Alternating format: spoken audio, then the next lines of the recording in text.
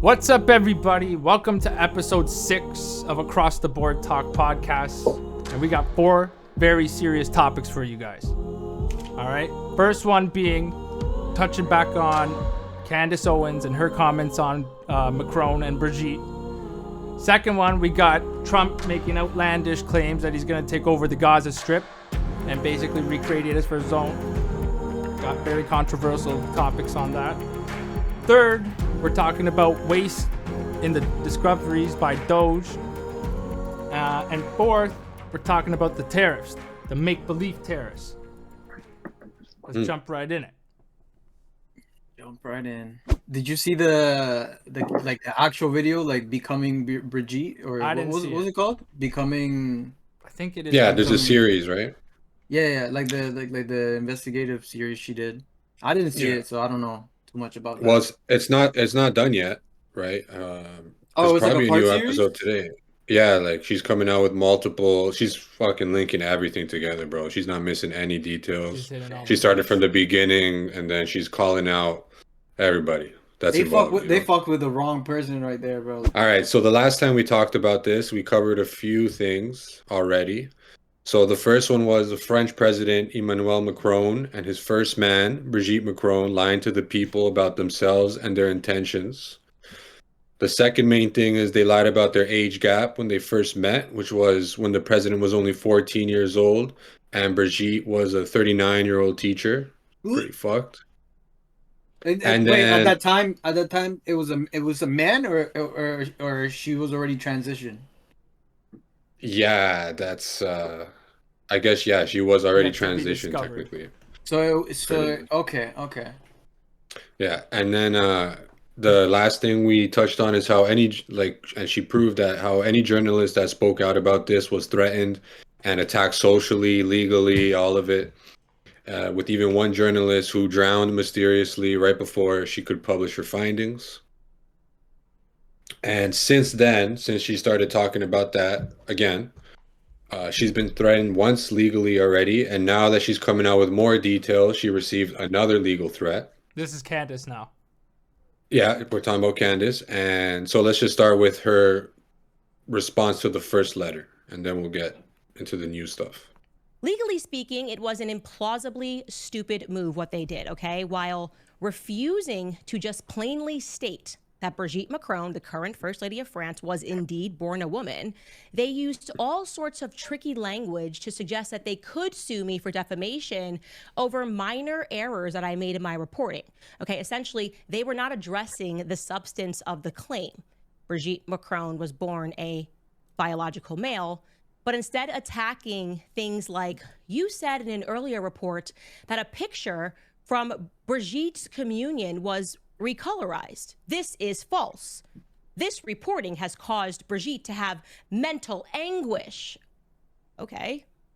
But as I said, their lawyers made a critical mistake because in order to prove defamation, you have to prove that somebody acted in reckless disregard for the truth, that they knew the truth and they made a decision not to publicize it. Instead, they wanted to just publicize lies, which is something that if you guys watch this show, you know that I do not do. I do not engage in it. Quite the opposite. So by sending me a legal letter, they unintentionally provided me with a direct line, a direct link to ask Brigitte Macron and Emmanuel Macron pointed questions. They can't pretend they didn't see our questions, okay? The majority of the questions that we asked them were simply yes or no. Those were the answers that we needed, with the promise that we gave them that if she answered the questions, we would fully report on the facts. So I want to show you some of these very simple 21 questions that we asked Brigitte Macron so that we could use our platform to put an end to her mental anguish, okay? We asked, is the little girl pictured in the communion photograph, allegedly from 1963, the Brigitte Macron that is currently married to President Macron? Did Brigitte Macron ever use the name Veronique? Can you account for all of the children from the Amiens family photograph and their current whereabouts? Did Brigitte Macron physically give birth to 3 children? These are easy questions, guys. Is Brigitte Macron the same person pictured in the Ozier wedding photograph? Did Brigitte Macron ever have a relationship with Veronique Drew? Would you please provide photographs of Brigitte Macron in the 1970s? Would you please provide school photographs of Jean-Michel Trogneau, a person they purport is her brother, and Brigitte Trogneau, preferably together? When did Brigitte Macron first meet President Macron, and under what circumstances? What were their respective ages when they met? Did the Macrons have an intimate physical relationship before President Macron turned 18? And if so, at what age did the relationship begin? Have your clients attempted to correct the French version of Wikipedia, which states that regarding Brigitte Macron, quote, the age difference of more than 24 years between the two lovers causes a scandal in the Trogneau family, especially since their relationship could fall under the scope of Article 22727 of the Penal Code, which establishes the offense of sexual assault on a minor. Have your clients initiated legal action against the International Pedophile and Child Emancipation Lobby, which cites Macron's relationship in its publication, Positive Memories, on a list of, quote, positive, loving relationships with children? Like I said. That's it, right? Oh, my God. Yeah. I mean, you pretty much get them. They can get him to face sexual assault charges. Yeah, they could do that. And you can see how the Macrons were getting other journalists, right? So the Macrons would find like a problem with a specific, like, you know, let's just say they have a bunch of claims. They'll find a specific part of one of those claims that might be a lie, and then they'll sue them for defamation, right? Yeah. And then they'll come out in the media. Yeah, go ahead. So the way that she said they had filed like her for defamation, and it was like it's a lawsuit, right?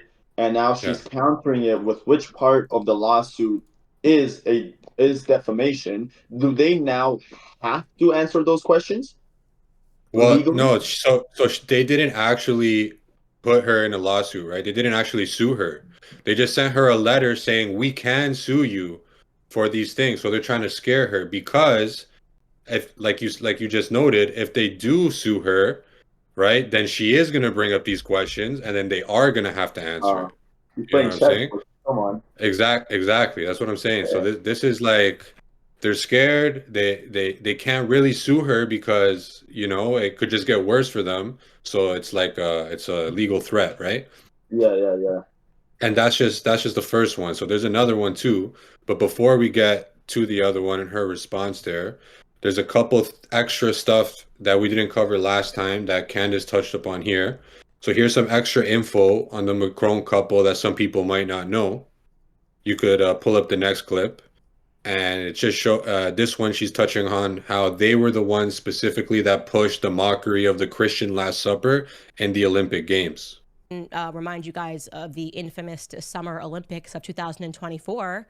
Yeah, just last year, where the entire world watched as drag queens carried the Olympic torch and performed the opening ceremony.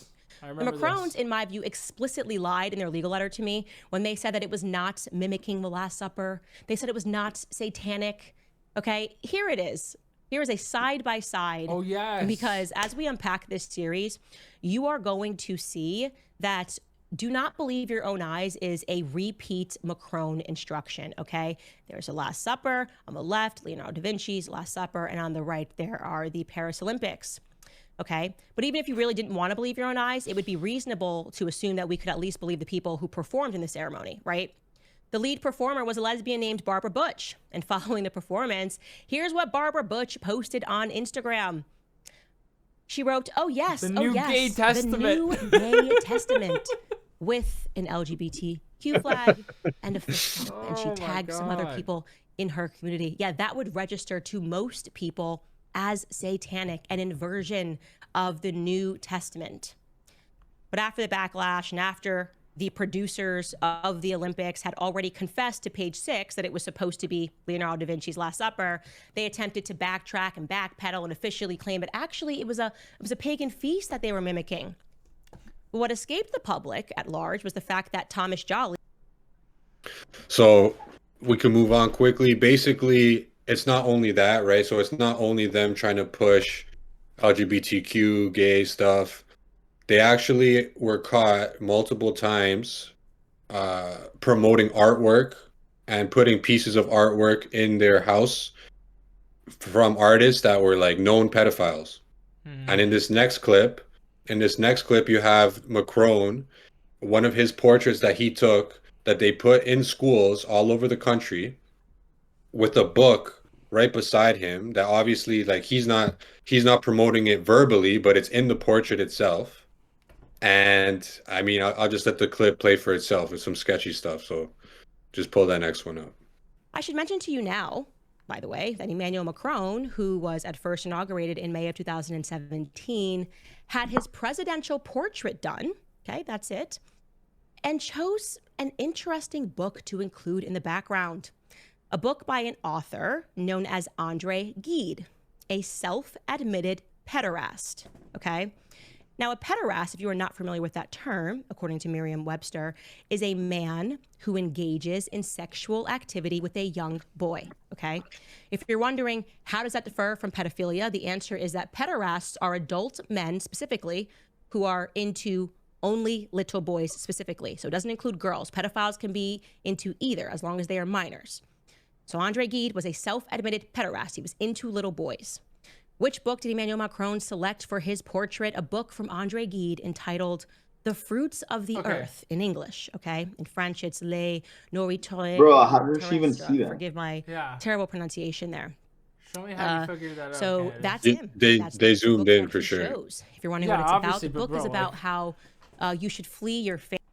I mean, I'm not even mad at her for zooming in and doing all that, but like, god damn.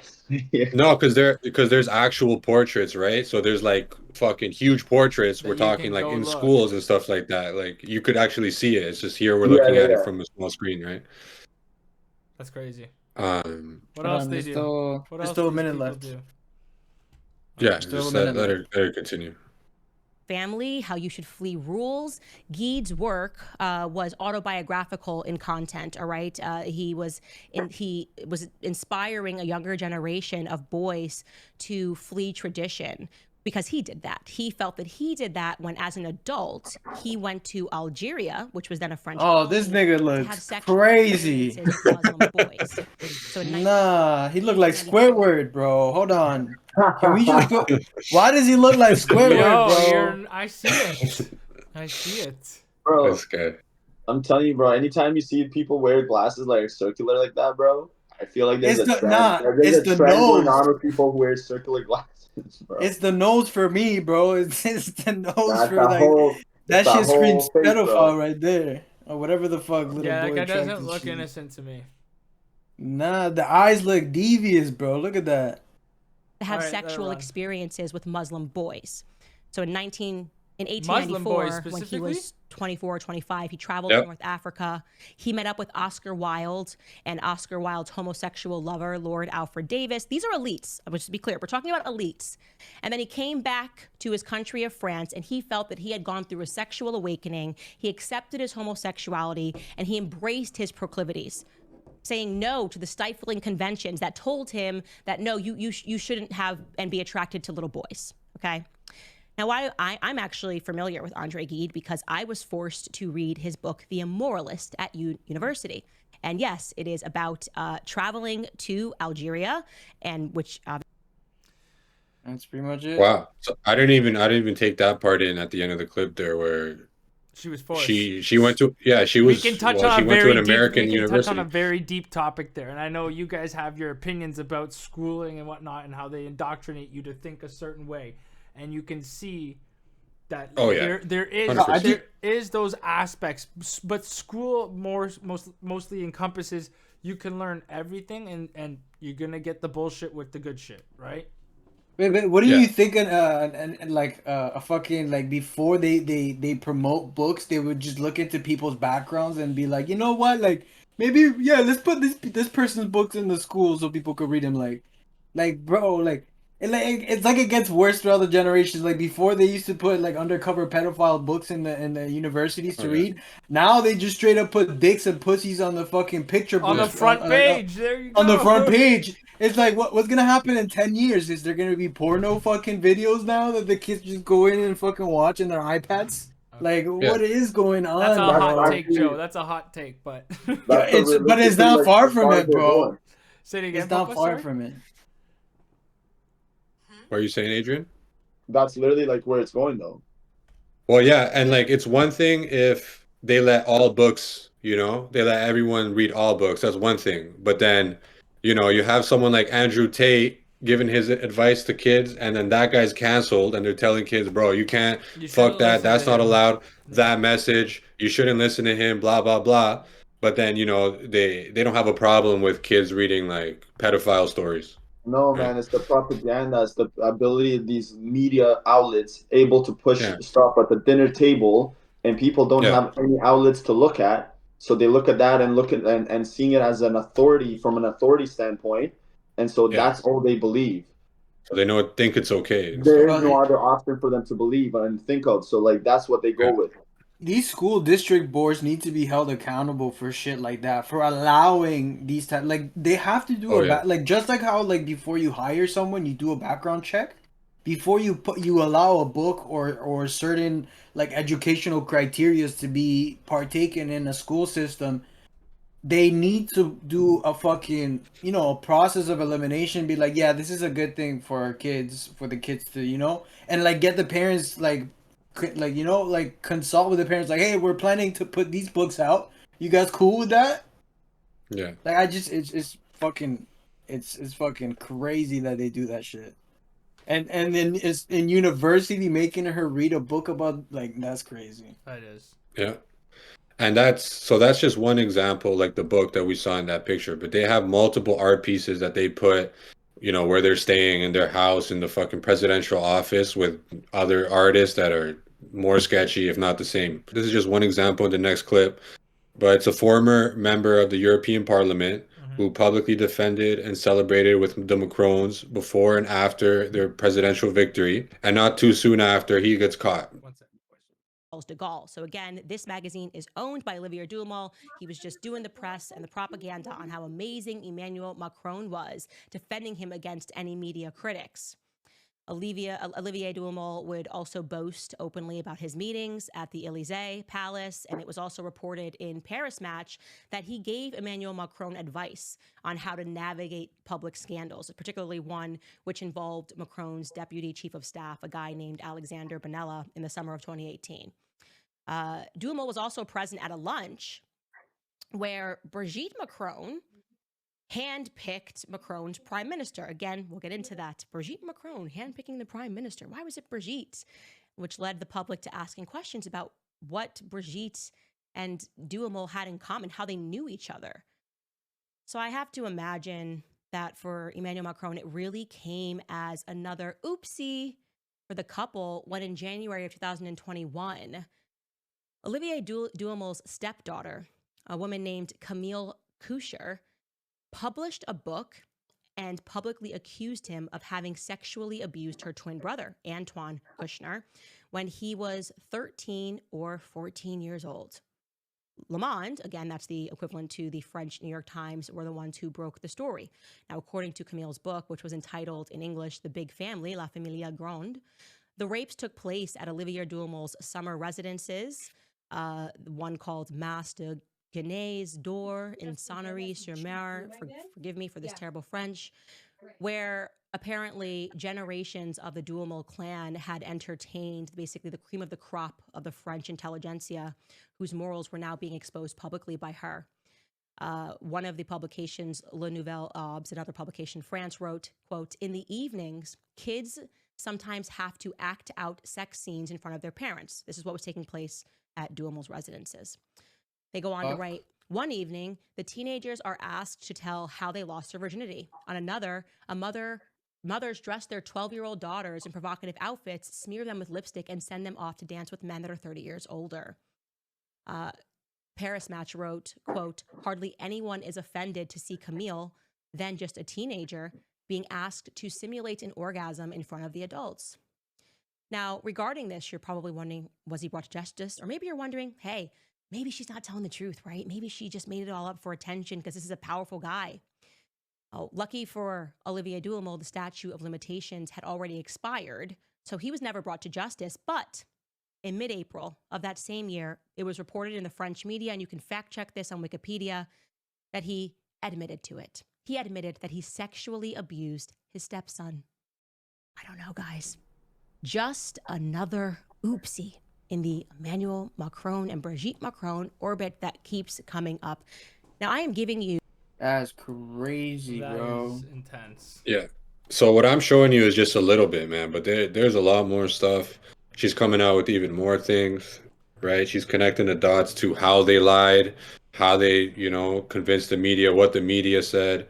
I mean, my main question is, like, how come our media over here, you don't hear a peep about this? And even as Candice is coming out, not even like one article, So like their reach, wherever the fuck these, pedophiles are, wherever the fuck this group is, extends like worldwide.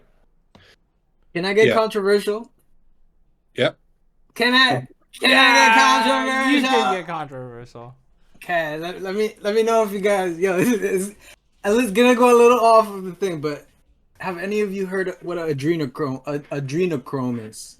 Are you sure you're saying that right? You've adrenochrome, yes. No. It's literally from adrenaline. Adrenochrome.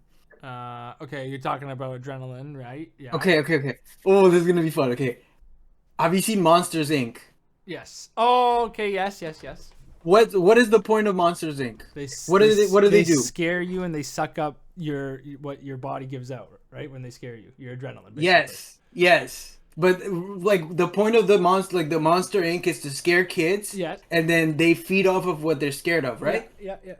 Okay. Imagine that actually does happen though. Who's feeding off of us though?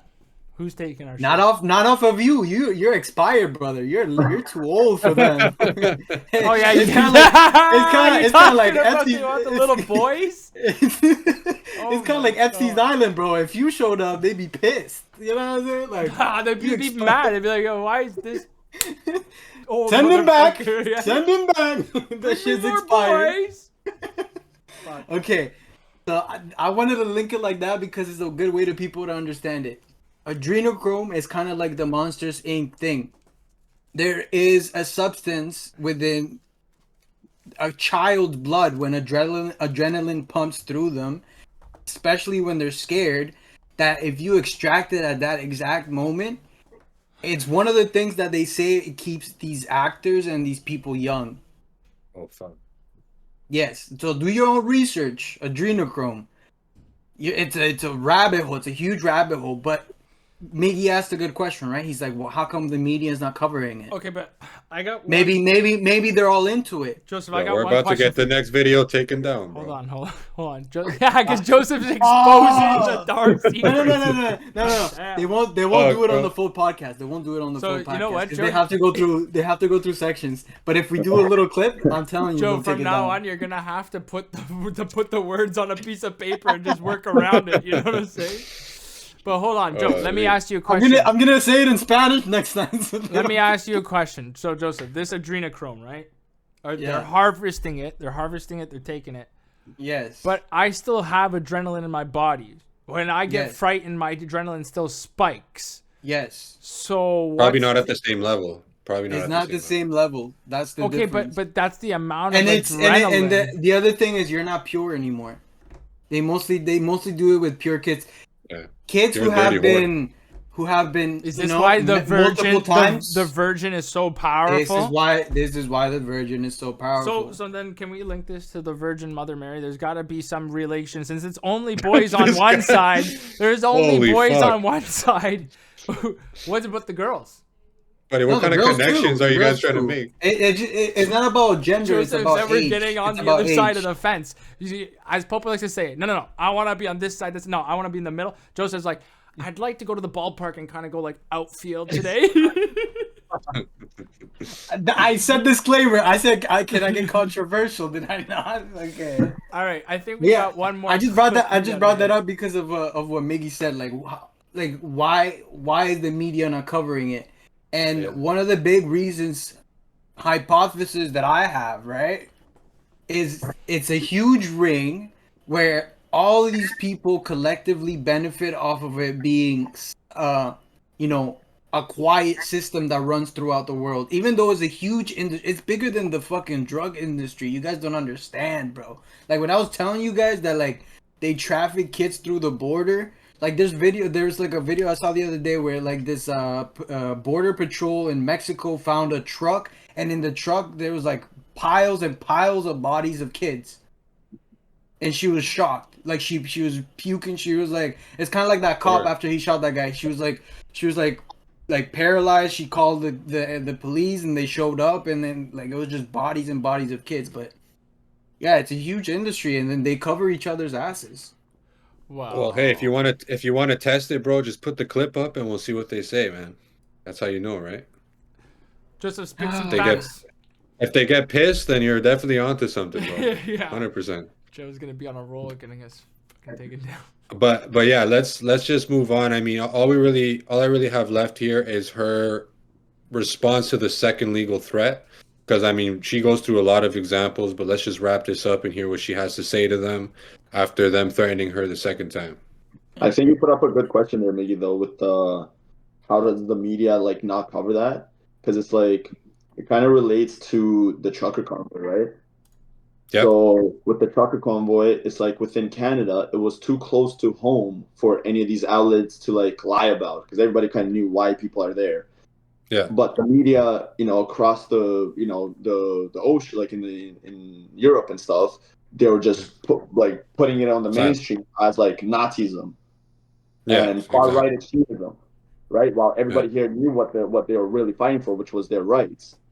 And I feel like this is one way, like, where these controlled medias by the same companies, by the same people, stay in power. Because if, let's say, the whole world and all the news outlets were pointing out the fact that these guys are a bunch of pedophiles and doing a bunch of shady shit behind the scene, then they'll quickly come to an end.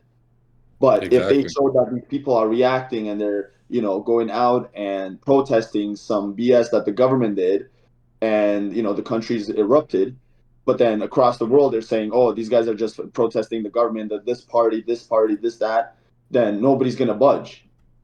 And that's how they keep everybody in a sort of like control level, which is, you have to ask, like, how do they stay in power? Well, that's exactly how. Yeah, and you see, like, they have a huge problem when it comes to, like, trannies' rights, when Trump says there's only a male and a female, and you can't have, like, a male tranny going to a fucking female change room. Like, that's a huge thing. But then you got kids being fucking sexually assaulted, and it's like, oh, no, that's not a big story. We're going to skip over that story, So it's like, what the fuck, bro? Like, what are they prioritizing? Yeah, what's most important in the moment to suffice the people? Yeah.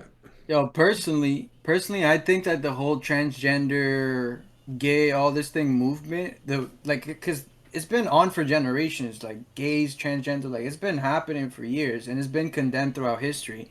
But I feel like recently the way they've been moving towards making it allowed in society is because I feel like they want to like use that as a bridge to then do what they're doing now, which is like, oh, like pedophiles is not a crime, it's a disease.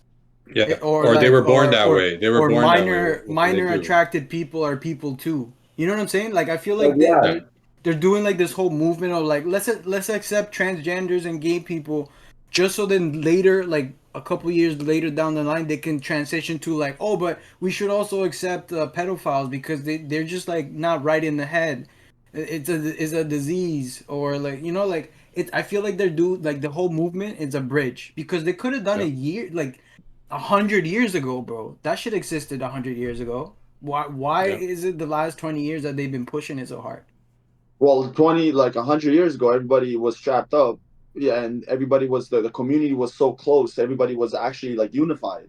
Like, and nobody would be able to walk around your kids naked like at a parade. Oh, I also think never happened. But now everything is so mainstream, and being able to push propaganda and these beliefs, and like, and this is the thing. It's like when it comes to pushing like certain type of agenda, it's kind of, this is controversial, like a little bit controversial, but it's also, I think it's true.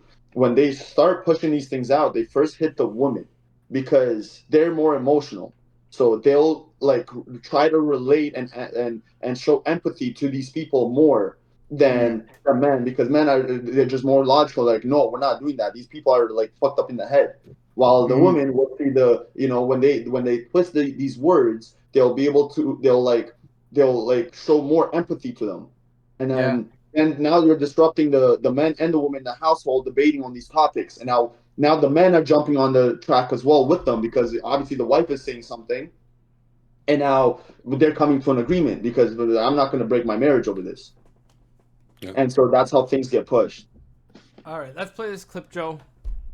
You got it, dude. We're acknowledging it publicly. We will keep all of our YouTube files. We will keep all the video files. We'll keep our text messages, our logs, our tweets.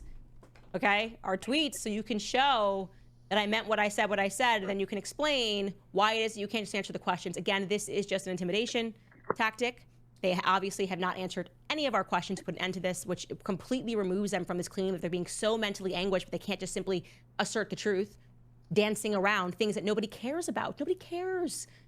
She called Emmanuel Macron a psycho. That is just, that hurts. But he didn't care, obviously, when the Algerian press referred to him as a homosexual psychopath. They weren't sued. It's coming after Candace. No, a lot of people have asserted that Emmanuel Macron is a psychopath and have not been sued. But he wants us to know he's really serious. He's coming to Tennessee. I think, do it. Stop wasting your time with these letters. Go, file the lawsuit, okay? The entire world wants to know the answer to the question. And I believe I already know the answer to the question. Like I said, we are peeling back the layers of this onion very slowly, helping people to understand who is in your circle, how we were able to pull this off, how you were able to gaslight the entire world, which you're doing right now, okay? Because this is what you do. We're going to reveal your legal strategy of not addressing the elephant in the room as you complain about things around it. Oh gosh, well, she said psycho. She said, oh, he's a psycho. How could she say that? He's so hurt. He's anguished. You're pathetic, Emmanuel. Okay, you're absolutely pathetic. This letter is pathetic. Shots so when fired. you send me back a letter and then quote me saying that it's pathetic, just know I'm going to stand by that too. Okay? Damn. I believe in Satanism. I don't think it's a figment of anybody's imagination, first and foremost. So good luck with that in American court, especially in the South, where people still have faith, you know? And good luck trying to prove that you're not a psycho when tons of people have reported in the press that you are psychopathic. You see how they changed the screen there? Anybody catch that? No. What's in the background? Oh, the cross? Yeah. Right when she makes her point, they switch screens to show the cross because the cross wasn't in the background before. Anyways, nah, her face right now in this we did it dirty. Keep it going. I did it dirty. Yeah, hold on. Saw that during COVID. Tons of people wrote about that, about your mental condition, and you will never, ever get me to pause it again. Hold on. The picture on the left looks like a priest. This is so staged. This is staged, bro. I don't know. I don't want to call her Candace Owens, but she's religious. No, she's a like determined conservative, bro. She's like believes in the household. She believes in the religion. Like she's very. Well, maybe Candace Owens got to invite all of ATBT to her house. That's just what it is. I'm down. All right, roll the clip. I give her the pickle, dog. You know. No one was asking that question. No one was asking. Oh, okay. Whoa. Invite rescinded right there, Joe. My controversial. I'm sorry. Okay.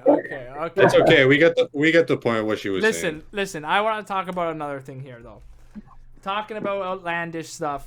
We got Trump saying he's gonna claim the Gaza Strip, right?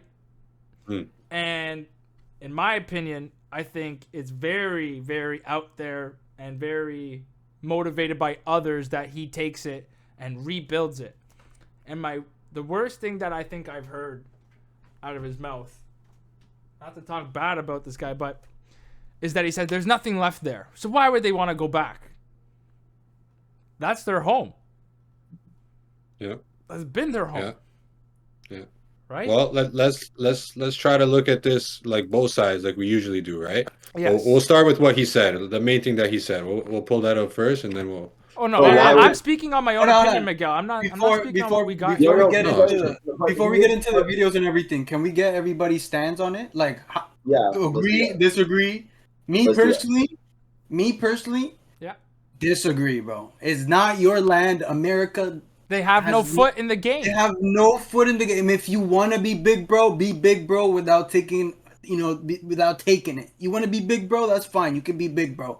You can go there. You can protect the land. You but can you're not create the taking it. peace. You can create the peace. You can you be can the create one the that's peace. propped up as that. Yes. But you can't be the one that now dictates what happens to people. Yes. Also, maybe we have it coming up, but another thing that I didn't like is like, okay, now we gotta figure out where these people are going instantly. Like you can legally, like the world might not just get up and like the George Floyd and BLM movement and say, no, this is too far.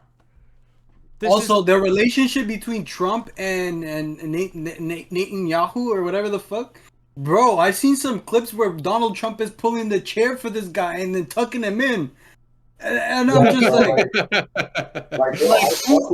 I fuck heavily with Trump, but like, bro, like this whole I agree with you, Joseph. There's too much respect going on there, right? Like the respect. Why are they kissing up? Like, why is he kissing up to him like that? Why? It's like these guys are like controlled, man. And then you see clips of like Trump and then Putin meeting, and they're going like this, and then Trump like pulls him in. He pulls him in, bro. Like you know how like they're coming in for a handshake. He grabs Putin and pulls him in like a power thing, like a power thing. But then with this guy, he shows him respect and like, oh sir, yeah, here, let me tuck you in. Like what? All right, Joe, sit your ass down. Miguel, what's your opinion? Sorry, but what's your opinion? What's your opinion, Miguel? No, that's a good point, man. I don't know if anybody like really agrees with what's going on. Although I do hear people saying how it's not his intent. Now I don't know if this is true or not, but it's not his intention to actually go through with this plan, but it's more of a negotiation tactic to start up some sort of discourse in order to find a solution in a problem that wasn't anywhere near. Yeah, like it wasn't anywhere near a solution, right? So now there's talks on the table of how to get everyone to cooperate, right? Not just Israel, not just Palestinians, but all the neighboring countries to kind of come up with something. But regardless of like if that's true or not, yeah, I don't think it's a good idea for the U.S. to involve itself to send troops and stuff if that's what he really intended. Now, at the end of the day, we have our opinions. I really think, and I could be wrong, right? I really think that whatever he's doing, he sees a benefit for the American people. He sees a benefit for the American economy. And he's also at a stage right now where he's making he's making enemies. You could say that, right? Like you could say that with all the tariff threats and how he's coming across, it's like, yo, he's telling everyone what to do kind of thing. So he kind of needs Israel. He kind of needs their backing if he's going to have any leg to stand on when he's telling these other countries. Because if he tells everybody to fuck off, then really like who has his back? Right. So I don't know, like if he really, that's what I'm trying to say. It's complicated. You don't know everything that's happening behind the scenes. We're flooded with propaganda. Yeah. But that doesn't take away the fact that, yeah, it does look sketchy when you see what, like Joseph's saying, when you see Trump fucking, pandering. What I think we all agree on. Right? Pardon me? Yeah. You want to finish up? My bad. No. That was pretty much it. Yeah. Okay. So one thing I think we all agree on is Palestine should have probably never been taken. People should not have been kicked out of the place. I think I personally have those views. Like, it is what it is, man. Like, that was their land. People were living there, and now you crossed over in 19 whatever. They signed that document, Rothschild, this, that, and then they took over the place. Right? That was an agreement after World War II, if I'm not mistaken. And that was because the involvement of the U.S. to take out Germany, so that way they don't dominate Europe.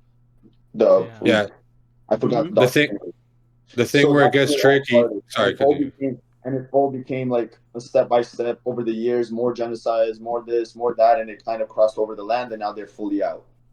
So obviously this was some BS that started a long time ago, some biblical prophecies or whatever these guys are trying to attain, whatnot. It's the whole So now what I do so I stand on that. Like, I'm against that whole situation.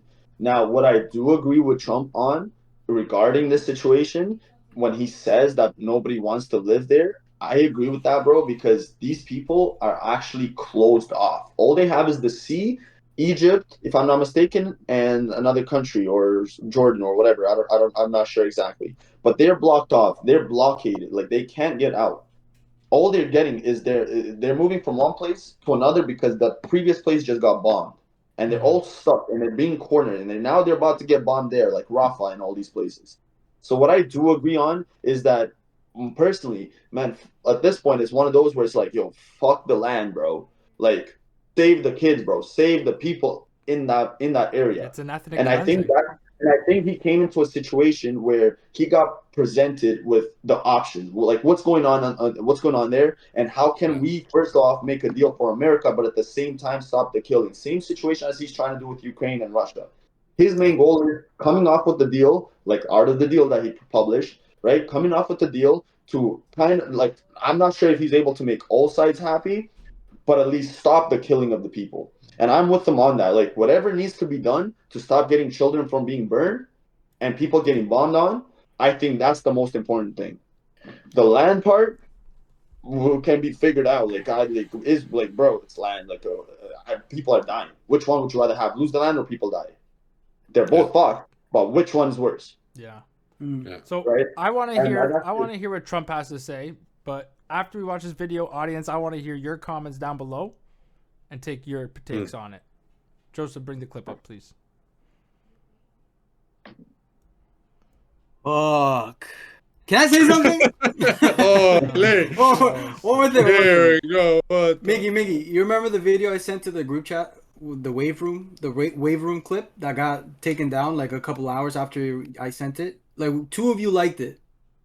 And it was how they said like how the Israel attack, that was like the first attack from Hamas, it was really an inside job from Israel. Yes, Yeah, we were talking about October 7th. Yes. Yeah. And then so they were saying that if the initial attack that they said it was Hamas, the bombing and all that, one of the officials from Israel actually came out saying, no, it wasn't them, it was us that did it, so we can make the first move. And then a couple hours later, I went to go check the video because I was going to send it to Julian, and it got taken down. Yeah, bro, that's the same story with the 9/11, how they say there was an inside job there so they can justify going to war with Iraq. And this is not even a conspiracy. I don't even think it's a conspiracy anymore. It's anymore. Not a conspiracy no more, bro. So many people came out saying that was an inside job so then they can take over these countries so that way they can destabilize the Middle East. Yeah. And that's like, yeah, no, I'm with you on that, Joe. It's like I can't say like for sure what it was. But like, when you pull the blind back and you start following where the money's going, it like leads to that. Bro, there has to be something in Gaza for this whole thing to be happening. Like, it can't just be like, sure, it might be blocked off, but maybe they're sitting on a landmine. Oh, bro, I mean, not a landmine, a gold mine, you know. I got a bunch of oil there, from what I'm hearing, and all the deals are gonna come from there. There's just money. It's just the same thing as Ukraine. Why does BlackRock and all these countries want Ukraine? Because they're sitting on gold, bro. They're sitting on gold, bro. They're sitting on gold. They got the most minerals in all of Europe. And this is news today, actually. So I don't know if we're gonna cover this in the next episode because it's so new. But like now, Trump is trying to negotiate with Ukraine in order for them to keep getting, provided stuff. U.S. to get minerals and all these things in exchange, so it's not a free run anymore. No. Now, Joseph. I mean, at least now they're getting something. Fuck. Yeah. But I thought but the whole thing was to stop the war.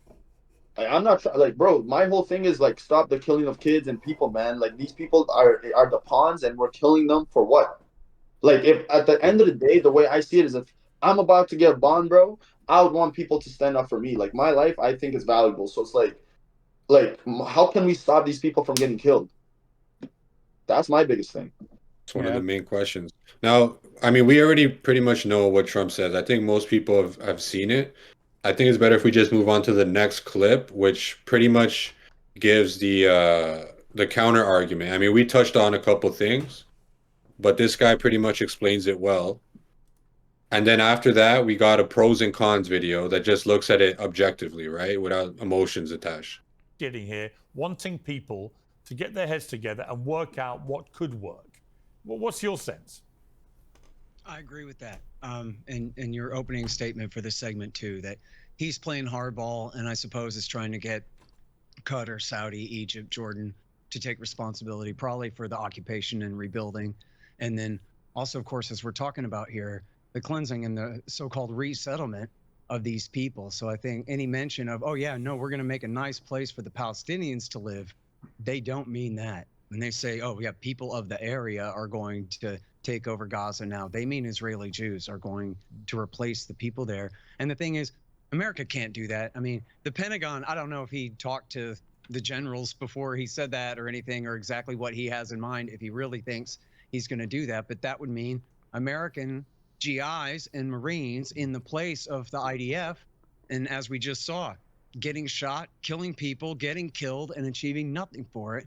And they wouldn't be able to cleanse the place anyway. So it's not like they're just going to walk in there and shoo everyone out and they're going to listen to us instead of the Israelis now. So I agree that it's an opening position for at least I certainly hope he's just trying to get someone else to take responsibility for it. But I'm for a total non-intervention on this. America needs to cut all ties with all sides and just stay out of it. I have my opinions about how things should be. You talk about doing the same thing over and over. How about an independent Palestinian state? Or how about separation of church and state and a secular state with citizenship for everybody between the river and the sea and equal rights for everybody? Those are my opinions, but I do not think that is the role of the United States government to dictate that.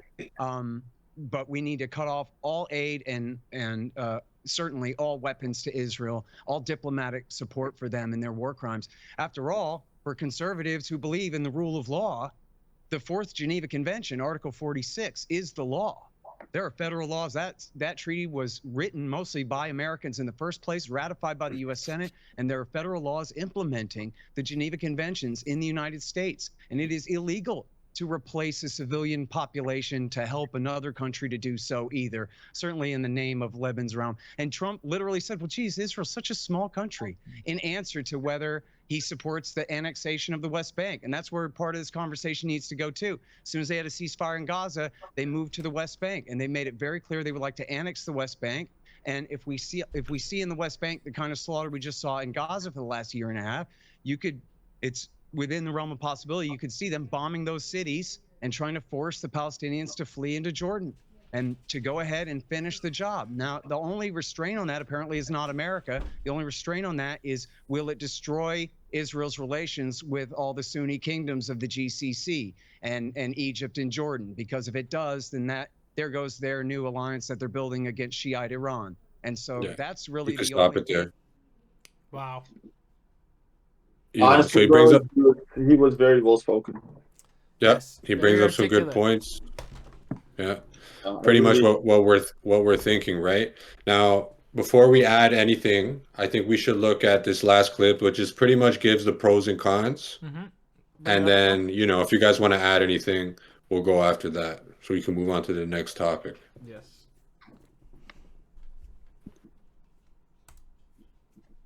Well, let's start with the cons. Yeah. Okay. So the very first con, it's Gaza, obviously. I think that's a difficult one. You can't overcome that one. Location, yeah. location. It matters. Second con, it's going to anger probably most of the Middle East and could lead us into a global conflict. It's never going to be a really safe place. That's a con. I think a third con that would require a bunch of U.S. troops, resources. That's not necessarily a good one. Yeah. You suck. No, I don't like deploying U.S. troops to a place like that. And that's really, I don't think there's any other way to make that happen. Right. So, and I would say probably the final con is U.S. occupation. It's never actually worked in the Middle East. That's a con. It's been tried. Yes. You suck. Yeah, there you go. Not the best idea. Let's go through the possible pros, though. And that was my first thing, was like, all con. And then I thought, well, there could be some pros. I mean, what do you like? The first pro is it could be argued provide a legitimate foothold for the United States in that region, which is kind of important. It's nice to be closer to home whenever things go down, and they tend to happen. Yes, they do. Really. That's a pro. Yes.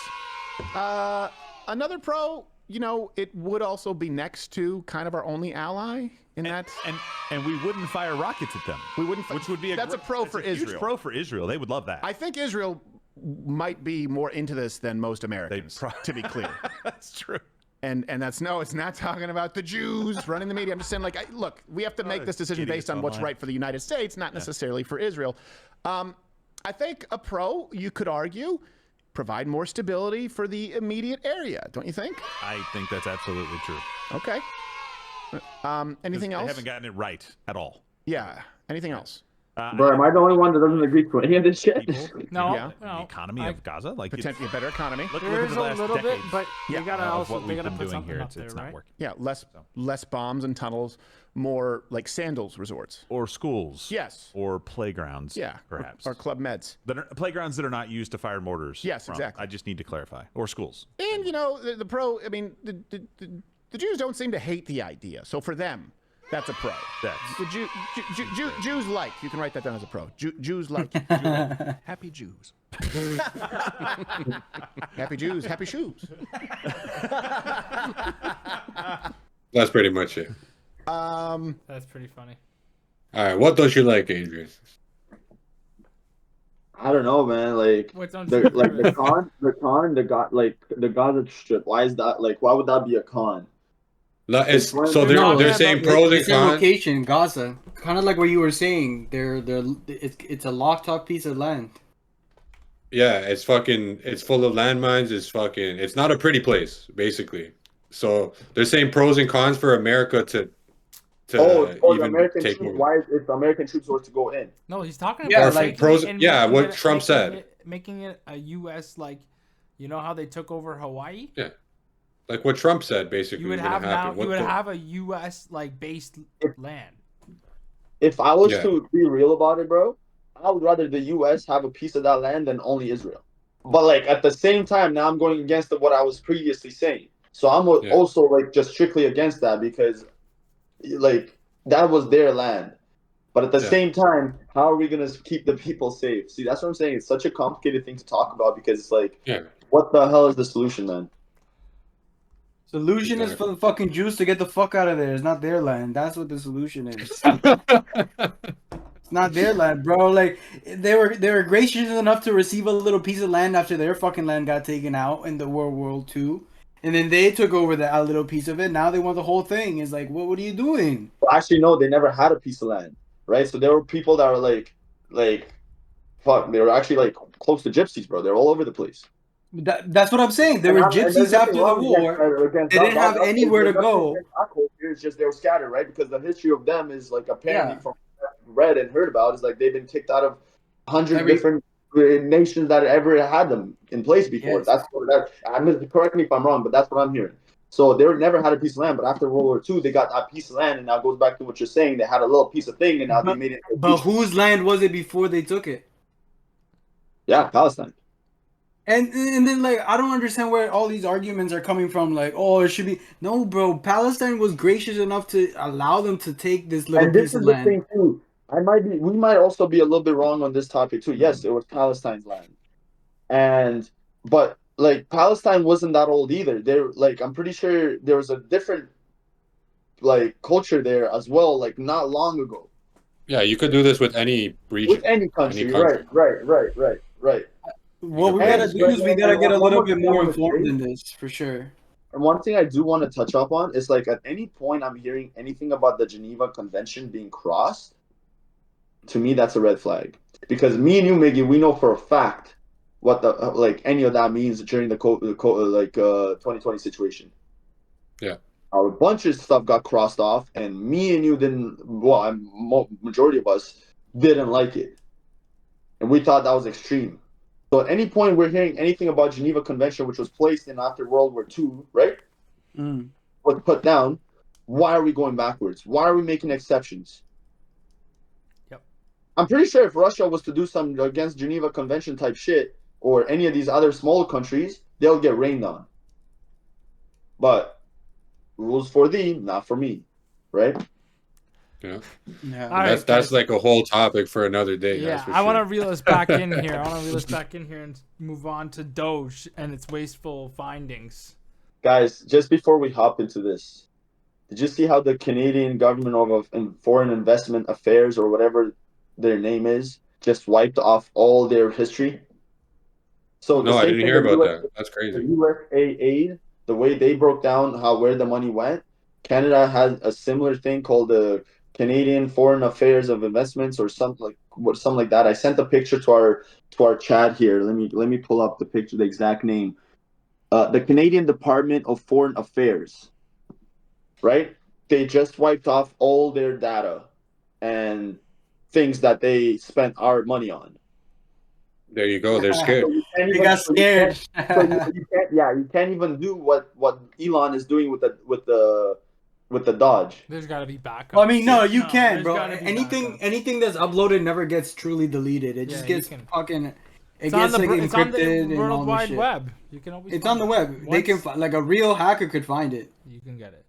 Well, I really hope so, because I think that's absolute insanity. The fact that these like government officials they just wipe off their data. No, you'll be able to get it.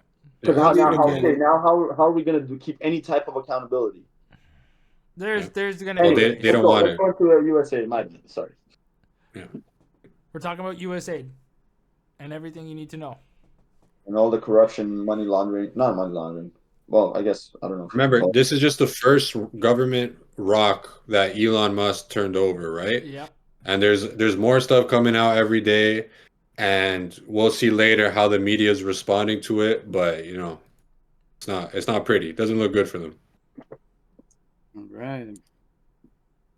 We're going to have Mr. Mike Benz on the show here in just a little bit, who's really an expert in this, and he's broken a lot of these stories. What you're hearing from the media is that Elon Musk and Donald Trump are trying to, I guess, tyrannically take over data. No, what's happening is we are looking for fraud in government. We are looking for inefficiencies. And people's work computers, the stations where they work, those offices that may be engaging in said fraud or wasteful activity, should be examined and should not be wiped before people can go in. Before we get into USAID, okay? We can find no common ground if we don't all agree that it's a problem, irrefutably, that the federal government loses $233 billion to $521 billion a year in fraud. That's not just wasteful spending, that's no idea what's happened to it. $500 billion a year in fraud. Even if you're a big government Democrat, I would imagine you don't believe it's the government's job to engage in fraud. But if we can't even start examining that, well, then we end up with the demagoguery that you see with USAID. So, $500 billion annually in fraud. All right, let's start with that. Then 97% of all donations from USAID employees went directly to Democrats. Have I set the stage? Are you starting to get the picture?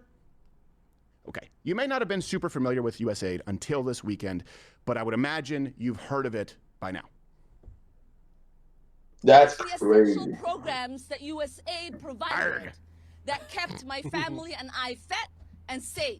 As we dug into USAID, it became apparent that what we have here is not an apple with a worm in it, but we have actually just a bowl of worms. AID is an essential instrument of U.S. foreign policy and U.S. national security policy. This is a real bureaucratic mess, the USAID. The money's being spent and shoveled to countries all over the world, countries that hate us, for programs that, I mean, you have countries where people are starving and they're focusing on, DEI. At the point at which you don't merely, like, if you've got an apple that's got a worm in it, maybe you can take the worm out. But if you've got actually just a bowl of worms, it's hopeless. Okay. Wow. Yeah. So basically, I mean, he says a lot of stuff there. He doesn't really, it's not really an explanation of what it is, but whatever. We'll just say right now, USAID is the United States Agency for International Development. And it's not just the media that they're involved with, right? It's the fact that they're being exposed for putting American taxpayer dollars in all of these different, what do you say? All of these different plans that they have that don't help the American people, right? I mean, as I'm talking now, Joseph, if you could just pull up the link, Yeah, I got right, it. Mm-hmm. to a government website, you could just put it up. Now, the mainstream media has always been convincing the public that anyone supporting or thinking like right-wing conservatives are in an echo chamber, right? I hear it at work all the time. I work with a bunch of liberals, you know? And again, it's not about right or liberal, but in this case, right, we have proof that the media is getting paid not just to spread these narratives here, but to spread narratives worldwide, like all around the world. Yeah. So I don't know how that's not considered gaslighting. Right? Let's see. You pulled it up, right? It's loading for me still. Well, that's actually, can you scroll down a bit? Yeah. Yeah. So I mean I can't even read that, right? I can read it for you guys. So we got a bunch of egregious examples, and I'll go through. 15 million for condoms to the Taliban through USAID. Like what the fuck is that? 700,000 to promote the expansion of atheism in Nepal through the State Department. What? Really? Yeah. That's a thing? Yeah. 1 million to boost Who French-speaking promotes atheism? LGBTQ.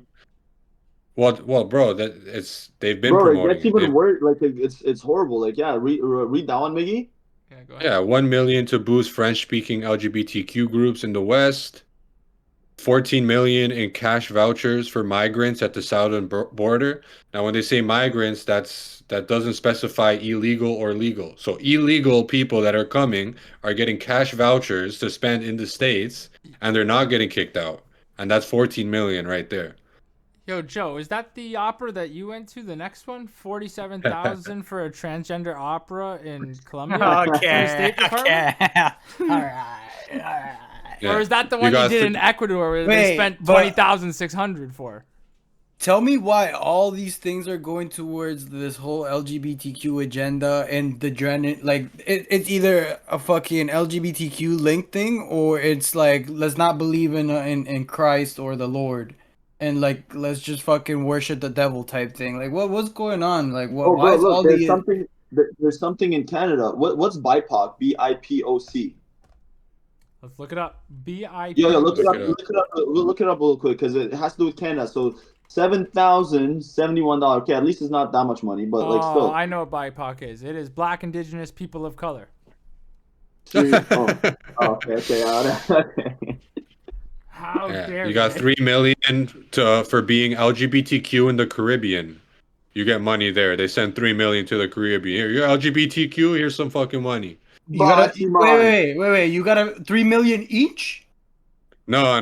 That's just in total to the Caribbean. Okay. Bro, that's a lot of money to the Caribbean to turn so the other way. They're running a huge LGBTQ to turn the cheek campaign. That's crazy. Yeah, and it's not just LGBTQ stuff, right? There's more things. We're gonna get into more stuff that they're spending on. Like Candace but said. Let's start pulling up the next articles. This is basically how the media that's being caught is responding to these articles, right? So there's a political one. Is this the political article? Is the one that says how Elon Musk boosted false USAID conspiracy theories to shut down global aid. Yeah, so there you go. So that's how they're pretty much spreading it, right? So they're saying that it's false statements, even though they have the documents, even though they have the proof. Pull up the next article. Bro, it's just going to be a few titles. 101, bro. Like this is what I'm trying to say. That? It's look, DOGE targets government media subscriptions after MAGA attacks. If you want, Julian, you could just read like a paragraph on there. Absolutely. So here they say the executive branch will stop spending money on political subscriptions after paying millions of dollars to the news outlets last year. We have some quotes here that was saying, I was made aware of the fundings of USAIDs to media outlets, and this was said by Caroline Leavitt, the previous speaker for Joe Biden's administration, including Politico, and I can confirm that the more than 8 million taxpayer dollars that have gone to essentially subsidizing subscriptions to Politico on the American taxpayers' dime will no longer be happening. The DOGE team is working. Now, why does it matter? Sorry to cut you off. Why does it matter? I'll tell you why it matters. It's an easy political lever for the Trump administration to pull, undermine media without facing legal or regulatory hurdles. Yeah, so they're saying, they're basically saying this is Trump just trying to undermine the media right? And then what does it say about how we got here? Well, how they got here was through a fake theory about political being funded by the government and is catching fire in the right-wing circles, right? And it's a prime example of how false information sweeps through the social media, and it could spell trouble for Politico. And so see, this is how they divide the people, right? So even like right there, they got evidence and all that stuff. They're convincing everybody else, no, this is right-wing propaganda. That's basically what they're saying. And like, how the fuck are we gonna at a certain point, I think like shouldn't people after like years of like this type of fucking like it's every time it's something is like, oh no, it's just a right wing thing. It's like, bro, how many years, how many times can you use the same excuse until people just go like, okay, maybe it's not what they're saying. Yeah. Bro, every time something like controversial and they don't have an answer or something to back it up comes up, it's like, oh, it's just like it's right wing strategies. It's conspiracies. It's this is like, bro, like give me tangible things. Like explain why it's fucking false. Don't just say it's this. Like you repeat lies enough times, it becomes truth. Yeah. They have another. And that's what. Go ahead. No, go ahead, Miguel. No, I was just gonna say like that's why in America, right? They've had enough, especially after Biden as president. Unfortunately, here in fucking Canada, it's anything against Trump. Like Trump can't be right, and Trump is a I even heard fucking people saying Trump is exactly like Hitler, and I've heard multiple people saying like, bro, they just wish he got hit by that bullet.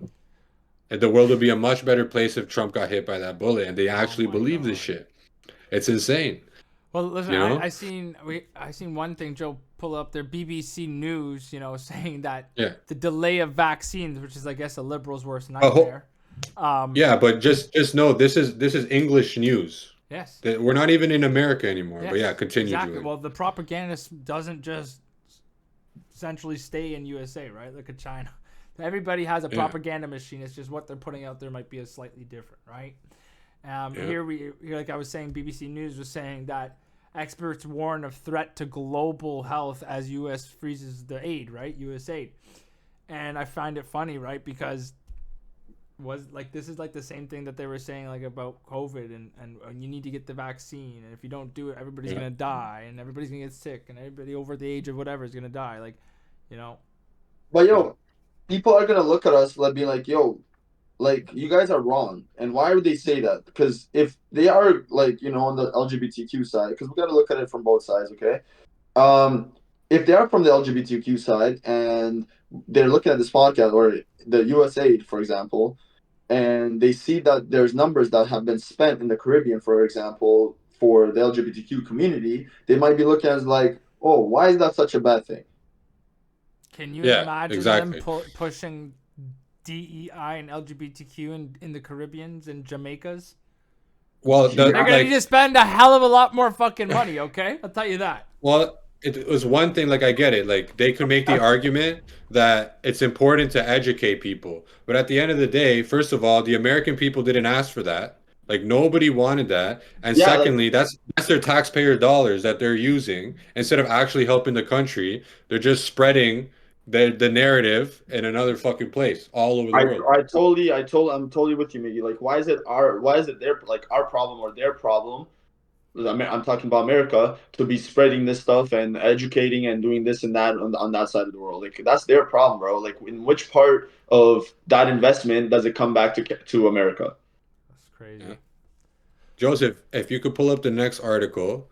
This is a news media outlet in the States, AP News, and they're usually, against Trump, right? Like most fucking news outlets are. But that's why I pulled this one up specifically. And this just touches on South America itself, right? I'll read it for you. All right. The dismantling of the U.S. Agency for International Development will deliver a major blow to efforts including humanitarian assistance in Colombia, conservative efforts in Brazil, and coca eradication in Peru. South America countries that have been a priority for the support. Even if some foreign aid resumes after the 90-day suspension ordered by President Trump, many U.S. aid-backed projects focus on areas he has derided as ideological: climate change, biodiversity, and minority and women's rights. So several recipients fear their projects are now dead. That might be so, but who cares? Yeah. Colombia Now, has... hold on. Yeah. Sorry, because this is a really long article, and I just want to like basically wrap it up and get to the point. In this article, it says how in 2024 alone, the agency transferred $45 million to the UN World Food Program, right? Which is okay. That could be beneficial if the UN is doing things properly. Who knows? And then in 2024, the agency paid nearly 385 million to Colombia. I guess this is just to 2024, and they don't specify for what for. And in 2024, they also dispersed 22.6 million to Brazil, with over half, close to 14 million, which went to environmental protection. Right, here we go with the fucking climate change stuff. Okay, but Right, Brazil, you also got to remember, like, the Brazil, right? Because I'm pretty sure they touch Amazon. Does Brazil touch Amazon, or am I wrong? Yes. And that's what it's for. Well, that's what they say it's for, right? Okay. And then in Peru, the humanitarian agency dispersed $135 million in 2024. Now, the main thing I want to touch on here is how they're giving millions of dollars to Peru. But even people like in this article, it mentions the former chief of Peru's National Commission for Development and Life Without Drugs. This guy, his country is receiving millions from the states, and this is what he has to say. He says, "It has always been conditional assistance with politics involved. It has been minimal, often delayed, and not integrated with the actions of the Peruvian state." Right? And he also says, talking about Bolivia, who expelled the funding in 2013. They had enough. They didn't want it. They said, despite Bolivia's problems and external limitations, the withdrawal of USAID has provided Bolivia with a higher degree of autonomy to develop social control policies, which have been much more efficient. So this guy's trying to say, like, bro, yeah, they're trying to tell you it's a good thing sending us all this money. It's always conditional, and we have examples of other countries in South America that don't take any of this money that are better off, and they're doing better, which is important to know. Now, I mean, we could give our opinions, but before we do, there's some other stuff that they funded as well that Joe Rogan touched upon, and I think it's important to hear Joe Rogan's opinion, because remember, this guy's always been a liberal his whole life, like, and he's never been openly a Trump fan. I don't even think he still is a Trump fan. He just interviewed him recently because he felt like he had to, right? But he's always criticized Trump, and fairly so. And let's just see what Joe Rogan has to say about it. $20 million for Iraqi Sesame Street, $2 million for Moroccan pottery classes, $11 million to tell Vietnam to stop burning trash, $27 million laundering 101 bags to illegals. Pause it. See, before we get to the other ones, just taking that first one, $20 million for them to promote Sesame Street in another country. That's literally how you launder money, bro. You give them money on their different reason to why you're giving it, making it sound professional, and somebody's pocketing for a political reason or whatever. 20 million. Yeah. Okay. Keep playing it. $27 million. $330 million to help Afghanis grow crops. Crops. I wonder what those crops are. What's the bro? It's gonna be the poppy seeds for Vegas. Vegas. Poppy seeds, heroin. Heroin. Sorry, not that. $200 million on an unused Afghani dam. $250 million on an unused Afghani road. This is wild. This screams hundreds of millions. I mean, some of this stuff is really, really crazy. Well, yes, and USAID is, of course, riddled through whatever international madness it is that caused us to open our southern border and facilitate an invasion through the Darien Gap. So, seeing that structure laid bare is it almost feels like it can't be real. Like it can't have been this close to the surface, and yet here we are. They were spending. Is this number correct? I think the number that I read was. I think that's the end of the clip. $100 million. Wow. Because they just keep listing it, right?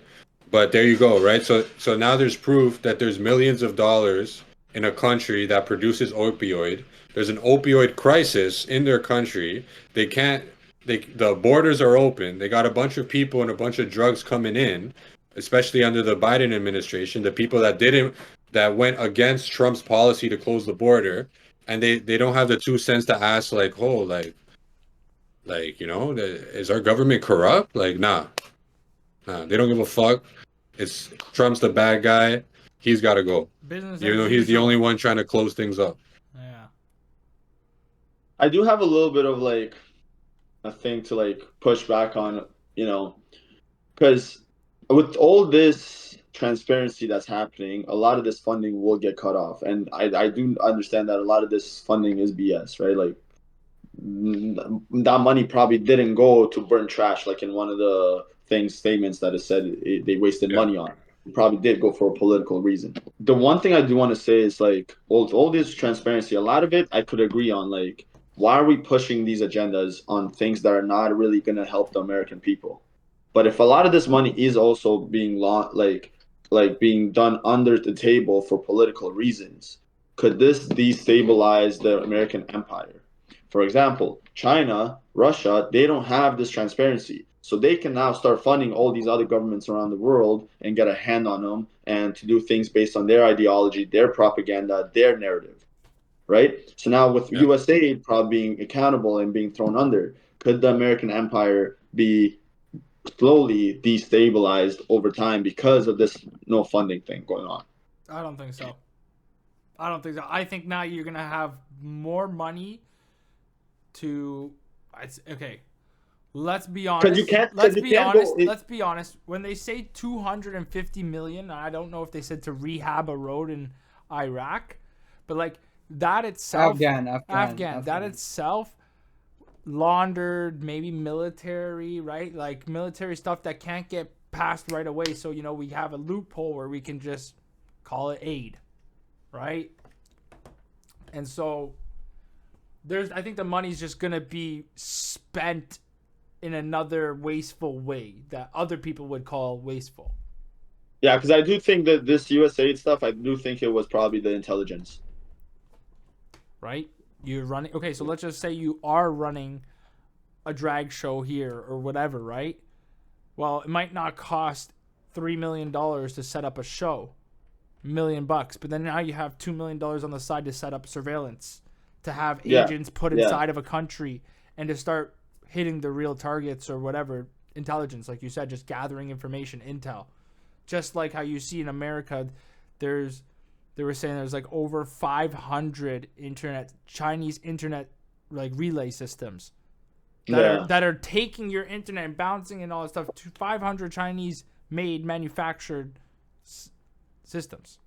So that's exactly what I'm saying. It's like, could this actually, pull the curtains back onto the progress of what the American empire is to like kind of keep control of the world, policing the world? And I'm not saying that's good or bad. That's way far like out of my spectrum to understanding. But well, we're talking a lot about overseas, right? I think we can bring it back home now, right? And talk about these tariffs that are going to be going on in Mexico and North America, right? In Canada, Mexico. And both sides and parties flexing their muscles and starting a trade war, right? Today, Trump was announcing the tariffs on aluminum and another heavy metal. I think it's steel or something like that, right? So, he's going forward with that, and he's not... I think that's just like the preliminary, I'm serious type of threat. And, we do take a lot of aluminum.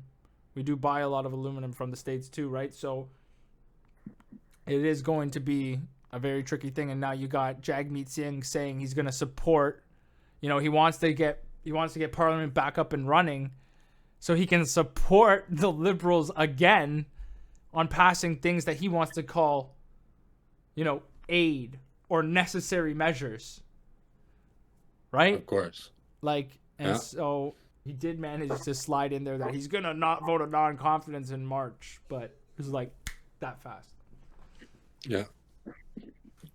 Yeah, I mean, what happened with Trudeau and the tariffs, I mean, it was pretty straightforward. But again, especially here in this country with the fucking propaganda that comes out, with the chokehold that the media has, or the government has on the media, the fact that they could even censor people now and they choose what to put out.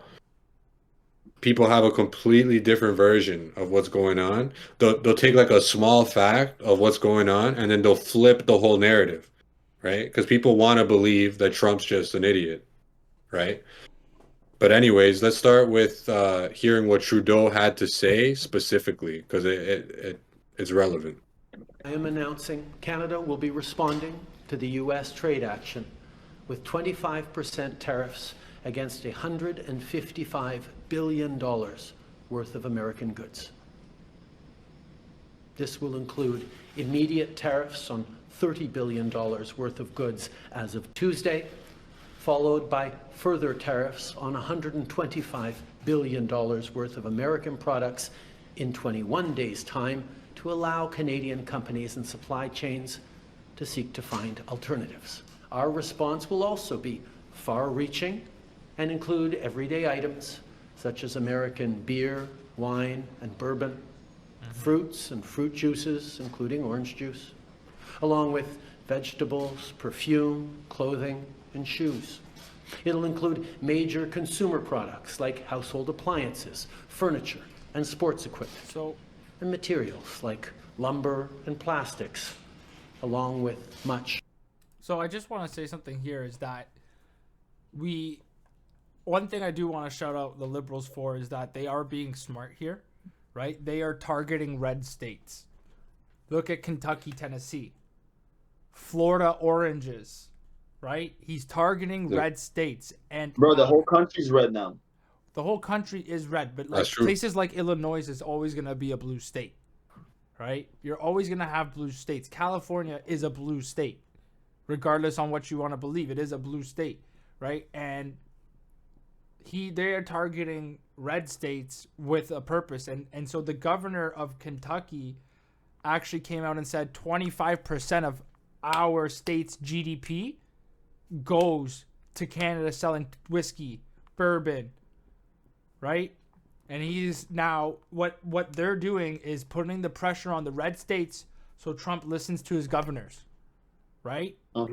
Saying, like, you know, maybe let's not do this or let's not do that, right? 155 billion isn't all we can go after, right? But there's certain things that we know that we can apply pressure on for his people to start saying, hey, we need to, like, this is hurting us, right? Yeah. And now some people are trying to say, and you could even see in the you know, mainstream media, they're trying to say that, oh, Trudeau already had a plan in place, right? Which is true. They did already have some sort of border plan in place. They were going to spend money, right? But like, what kind of an idiot do you have to be to actually believe, like, oh no, this time the government is actually hearing us out, realizing there's a problem, and actually trying to fix it? Obviously, their plan wasn't to the state's standard, right? So that's why Trump had to impose the tariffs. It's really that simple. And not just that, but if Trudeau really had everything already under control and they were already going to do these things, he wouldn't have got pissed off, or he wouldn't have to react the way he reacted by saying, oh no, you're going to give us tariffs, we're going to attack you with tariffs too. He could have easily said, oh, we're actually, you know, already have a plan in place and yada, yada, yada. Well, yeah, he wouldn't have had to step down. That what's happening well, is yeah, that the pressure, exactly. the internal pressure, and the Conservatives being on their footheel is now there's only one way out, and he has to be the pony to say, okay, it's on me. I gotta step down, and then now we gotta push somebody like Mark Carney, not going through a due electoral process, and we're gonna prop him up, right? Yeah. But the main thing I want to touch on here is not necessarily the tariffs, if a tariff is a good or bad thing. Like, again, it's a negotiating tactic. That's what Trump's doing at the end of the day. And so regardless of what, yeah, he's a businessman. So regardless of what like if the tariffs are going to be good or if it's not going to be good, the whole goal is not to not to get to that point, right? And to come to some sort of agreement. So let's play the next clip, because the next clip, you know, pretty much gives an explanation of what's going on. But then I want you to show the comment section, because it shows how the difference between what's going on just based off of the facts. And then it shows how emotional so many Canadians are to the point where they're flooding this page of like how, oh, I gotta unsubscribe. This is disinformation, when they're really getting their information from the same government that's been lying to them with COVID and all that stuff, that's been telling them right-wing propaganda. You know, like Joseph said, how many times are you gonna hear the same excuse, the same story, and like not fucking realize what's going on? Yeah. But let's play the clip and then knows see the what they're comment saying, section. and they're full of crap. What's happened here is that look at what's happened under Trump's leadership. But this is about leadership, not about permanent tariffs. And the tariffs haven't been permanent. The tariffs under Trump have been tactics, not taxes. He's taken a tactical position and he's gotten people to move. And by the way, look at that list from Trudeau. If that gets through the Canadian Parliament, that is a good list that makes them a stronger country unto themselves and a helpful partner with the United States. That's a good list. And the Wall Street Journal is treating it like permanent legislation. Oh, this is wrong-headed, When the Journal's editorial board, they know damn well that these are tactics, not permanent taxes. And so they're coming out after him because these are Trump's enemies. But take a look at his leadership. His leadership could not be more clear than Qatar. Hours after he's elected, and Qatar says, hey, we're looking forward to the new leadership. And by the way, we're making some changes here about people that can be in our country. If you're associated with Hamas and the Arab Brotherhood, you know what? We know no part of that. That was Qatar. Colombia last week. I'm going to ship Colombians back to Colombia. In other words, I'm sending people home who have criminal records. And he says, no, you're not going to do that. And he says, hey, escucha, tariff muy grande. And he goes, wait a minute. You know, we thought it over. You know, you can send them here. That was, what was that, 4 hours? Colombia moved in 4 hours. And now you've got Canada moving in less than 48 hours. You are seeing leadership on one side, and you're seeing Trump's enemies using this tariff argument. Oh, he's going to destroy the world. He's going to destroy the economy and everything. What tariffs right now are permanent? Name one. And bro, even the video I made, it's like on the clip, right? Where I said Trump's leadership is in itself, yes, he's saying, you know, talking about the Canadian tariffing, you know, Canadians, this, that. But what did he ask? He asked to secure the border, have no fentanyl coming in and out, stop the criminal activity coming in and out, and we're going to take that off, right? So do I not agree with that as a Canadian citizen? I want my streets to be safe. I want my people to walk safely down the street. I want, you know, people dying from drugs to stop dying from drugs. So is it wrong what he's doing? I believe that he's doing somewhat good. Let's read some of these comments. We got Mr. Astol. That's a funny name. Astol. Saying, hey, I don't usually comment, but there's some misinformation in this video. Let's hear this. Here's the correct timeline, he says. Trump imposed 25% tariffs on Canada and announced they would take effect on February 4th. Trudeau tried to contract Trump multiple times from January 20 to February, but Trump refused to respond. This guy's acting. How does he know this? He's acting like he's got the call logs. He's got the call logs. He's acting like he's friends with fucking. Hey, ATBT should do a communal reply. Anyways. Just keep going. Trudeau tried to. Okay, anyways, with no progress, Trudeau announced retaliatory tariffs on February 2nd, set to take effect on February 4th, the same day the U.S. tariffs on Canada were set to begin. Trump finally agreed to a call scheduling for February 3rd at 9 a.m. with another at 3 p.m.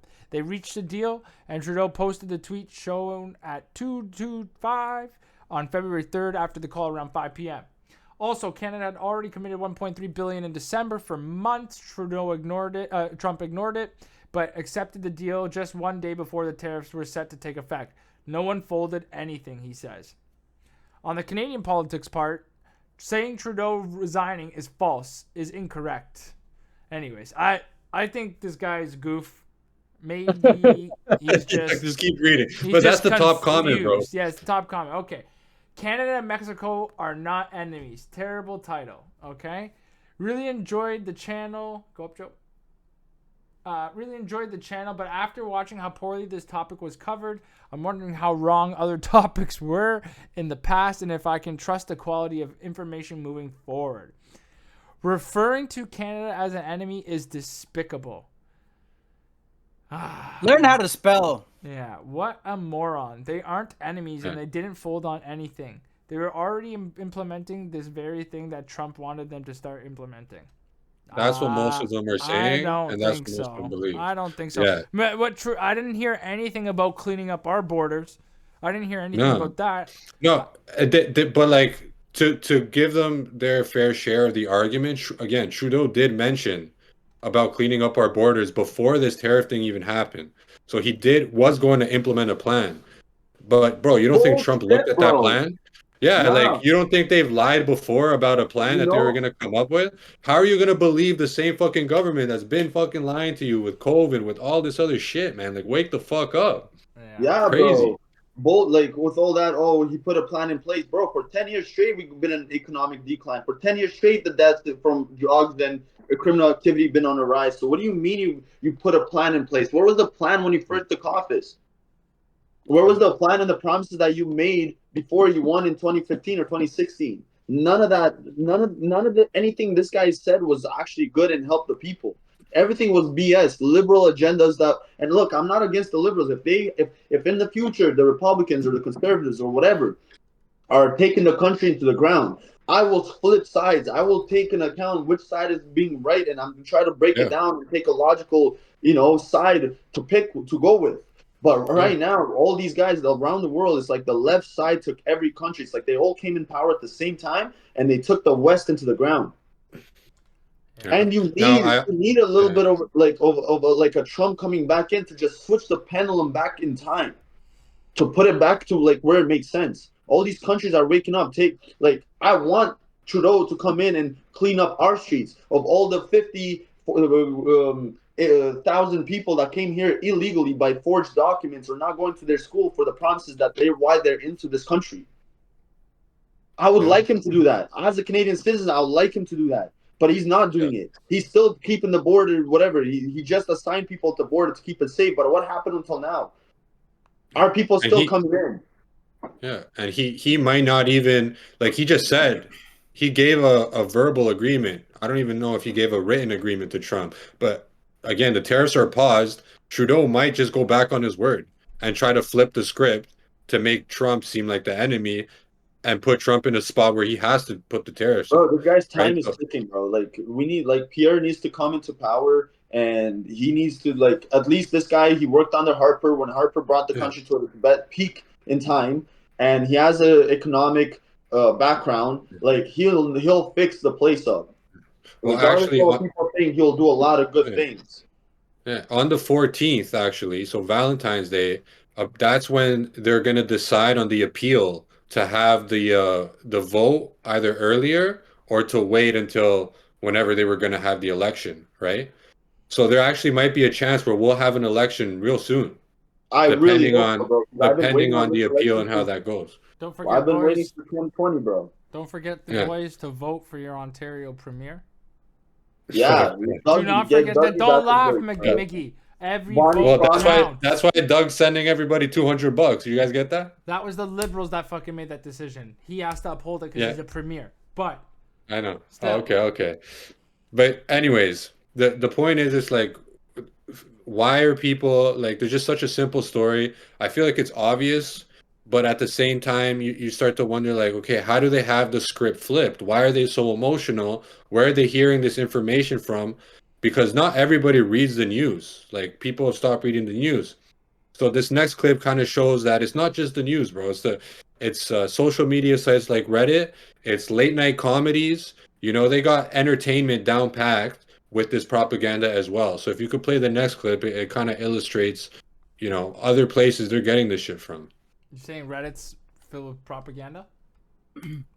I mean, every site is, but yeah, specifically this story, you could find it on Reddit on not even liberal government pages, just a regular government page under Canada. You'll see people saying the same shit that you're gonna see right now that they're spreading on late night comedy shows and in other places too. But go ahead, word for word, joke for joke. In the tariff war with Canada, that there were some demands made. We told you about that, that they were asking for border security. They were asking for, of course, Canada to start carrying their own weight. Because if we shut down the southern border, well, fentanyl can just come through the northern border. Of course, the left would say, well, there's not a lot of fentanyl coming in now. Well, that's the point. It'll just be the easy entry point unless something is done about it. So these were pretty reasonable requests that were made. And then Trudeau acquiesced. And so they were paused. Right? So the tariffs existed for about 2 days. Mexico capitulated immediately. Canada took an extra day. All right. We're slow. But imagine if you were watching these shows, and by the way, I mean every single one of these shows, late night shows, and you saw them covering this story, and you didn't have another reference point. You would never have been told that Canada agreed to start helping securing the border. Spoiler alert, just this afternoon, right? Late this afternoon, after their second phone call of the day, Canadian Prime Minister Justin Trudeau and Trump announced that, just like with Mexico, U.S. tariffs on Canada are going to be postponed by 30 days as the two countries negotiate a border deal. What it is it's fake. He is pretending to issue tariffs so that Canada and Mexico can pretend to bend over for him, and then it'll look like he's the big hero. It's like wrestling. Now, today, Mexico announced that they'd reached a deal with Trump to delay the tariffs for a month, which is fully how I expected this to play out because it's all bluster for the cameras. Of course, by the way, since we even were writing this show at like 4 p.m., Trump has already said now he's going to pause the tariff war with Canada as well because... Now, go to the liberal message boards. Go to Democratic Underground if you can create an account. Go to Reddit Politics. Not Reddit Liberal, not Reddit Democrat, Reddit Politics. And you will see that everyone there believes Donald Trump is a pussy who caved on his own tariffs. They don't know 10,000 guardsmen sent from Mexico to the border. They don't know billions of dollars that's going to be spent by Canada to help fight the war on fentanyl. They don't know that. That's why you can't find common ground. And then they blame you for creating an echo chamber. They blame you. Places like Politico, BBC, places like Associated Press, places like NBC, CBS, ABC, NBC News. Bro, sending a good message right there. NBC, whatever it is, CNBC, so many NBCs. I love that. Too many. And it's the same places that are paid for, right? With taxpayer dollars that are saying this shit, which is crazy. Bro, these late night shows turn out to be like those fucking that video of like the news anchors where they start talking about like how people are getting their media from like social media, but they're getting filled with misinformation, and then it goes into like a whole screen of like all the fucking news media saying the same shit. Like it's the same thing with these late night shows. And they're exactly why, Miggy, you're sending text to the group asking if you're the only one that sees this, and I'm the one that also. These guys probably see it at work too. Well, these guys that only listen to the mainstream think that everything that Trump is doing is either far right or something extreme and without point, because they are only being fed part of the information. While people like us, I believe, we're looking at both sides, bro. What is actually going on? And you can never argue them with that because they'll just bounce back on you and be like, "Oh, you're misinformed. You're listening to propaganda." Yeah, bro. I work, bro. I've just been called a fucking traitor. I'm in my own echo chamber. I don't know what's going on.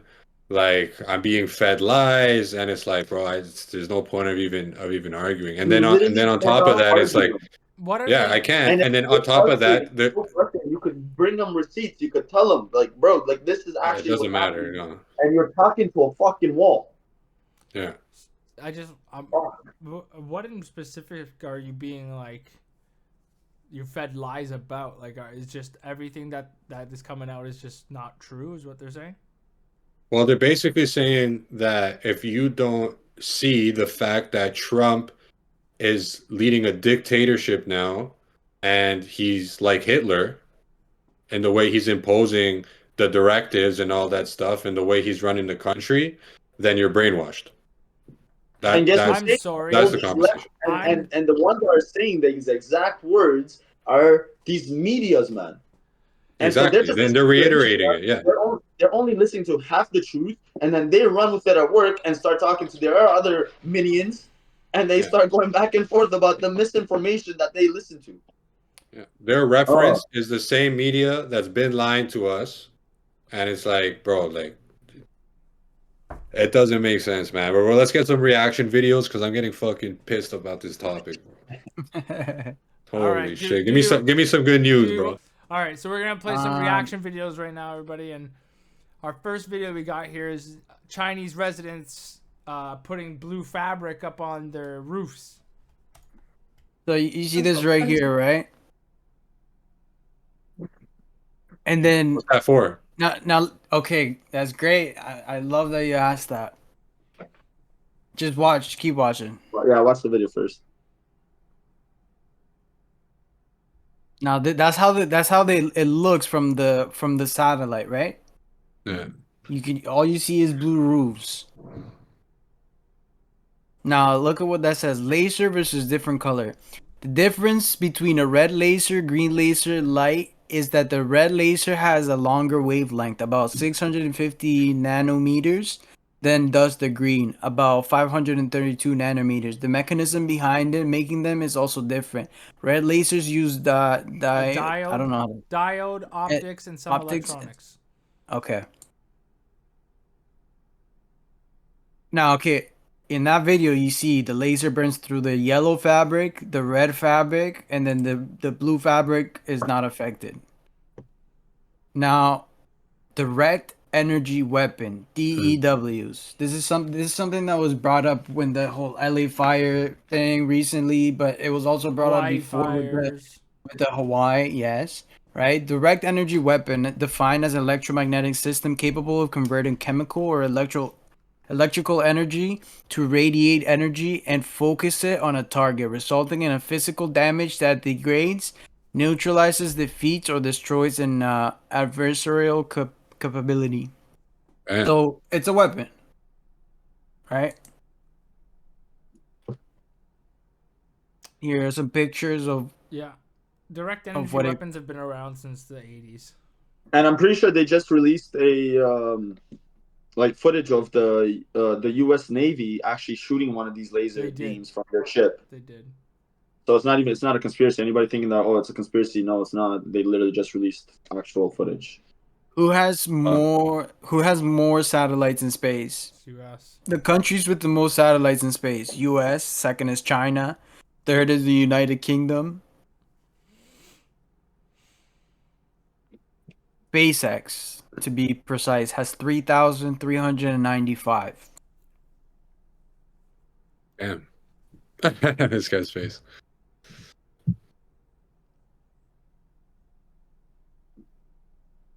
And here he brings up the Hawaii fire. And then a lot of the pictures show the blue. Yeah, see? Blue fabrics are still oh, shit. untouched. Well, it's anything that's blue because blue is absorbing the wavelength that they're emitting to catch things on fire, right? Or, yeah. So I got to buy more blue clothes just in case. Well, depends. There's different there's different blue paint. There's different types of direct energy weapons, right? And here, if you're talking about the wildfires, right? If you're going to crank up the juice, then you're just going to incinerate people. And it's going to be very evident, just like when they dropped the nuke in Hiroshima. It's just wiped out. They're going to incinerate you. The intent I'm sure if you're going to, now I'm speaking conspiracy here, if you're going to talk about burning down a civilization, a city, your intent is to just start fires, right? It's not too. So the blue roofs are absorbing the wavelength in that region of the wavelength, and others, like they have shingles and all stuff, it's gonna absorb the heat. It's gonna catch fire, right? Energy. All right. Before this next video, I'm gonna ask a quick question. It's either you want to answer it or you don't have to answer it, right?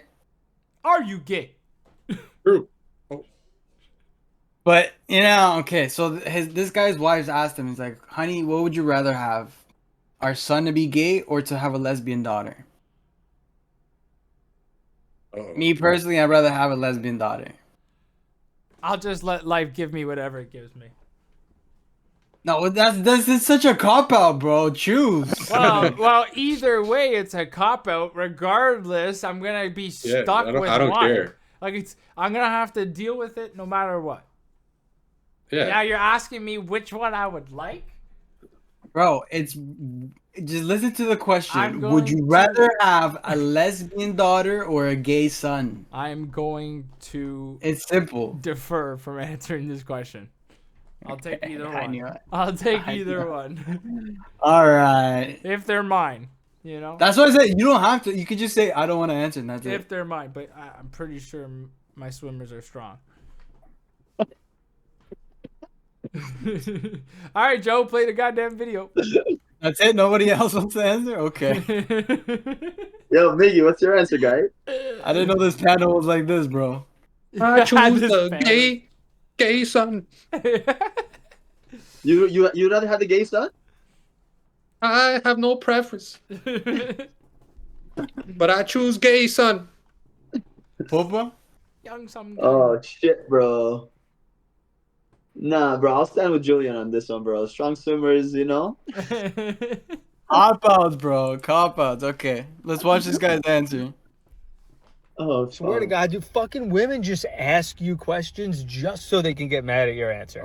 My wife, out of fucking nowhere, asked me if I would prefer my son or daughter to be gay. And I said what I think 95% of fathers would say is my daughter. And she, first of all, she said she thinks that's a little misogynistic, which I don't even get. If anything, I'm leaning in the direction of more freedom for women. Am I not? And it's not really not even a gay or straight thing. It's more of a dick thing. I don't want dicks in or near anything that I care about. Not even would you prefer your daughter to be gay. It's I hope she is gay. Don't bring me home a man that I have to get to know while all that's going on in the back of my head is been inside you. I sometimes can't even believe my father-in-law talks to me. And I feel like sometimes he doesn't. And I get it. I'm banging your daughter, even though I'm married to her and I'm doing it in a respectful way. Even the most respectful bang is still a little disrespectful. Dicks are just disrespectful. Dicks doing anything is always sort of a problem. Like if I caught my wife cheating on me and I found out it was with a woman, I don't think I'd give a shit. I know I wouldn't because there's psychologically there's nothing entering my space. Nothing entering my space. You see what I'm saying, bro? Like, come on, like.